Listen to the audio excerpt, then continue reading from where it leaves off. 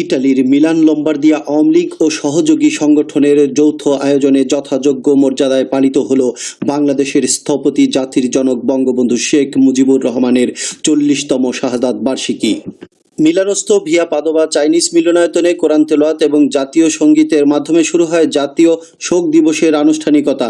ভারপ্রাপ্ত সভাপতি মান্নান মালিথার সভাপতিত্বে এবং ভারপ্রাপ্ত সাধারণ সম্পাদক মোহাম্মদ হানিফ শিপনের পরিচালনায় বঙ্গবন্ধুর জীবনের বিভিন্ন দিক নিয়ে বক্তব্য রাখেন আওয়ামী লীগ নেতা আকরাম হোসেন, মুক্তিযোদ্ধা আব্দুল মালেক মোল্লা, সিরাজুল ইসলাম, রয়েল তালুকদার, চঞ্চল রহমান, আলী আহমেদ, মামুন খান, হাজী শাহ আলম, তোফায়েল আহমেদ খান তপু, তুহিন মাহমুদ, মনসুর খালাসি, শফিউদ্দিন শফি, রিয়াজুল ইসলাম কাউসার, সাইদুর রহমান, জাকির হোসেন মামুন, লিয়াকত মাতুব্বার, গাজী ফিরোজ আহমেদ, নাসিরউদ্দিন খান, এনায়েত হোসেন, ইব্রাহিম মিয়া, আলমগীর হাওলাদার, এনামুল হক, মুমিনুর রহমান, জালাল হাওলাদার, সাইদ শামীম প্রমুখ।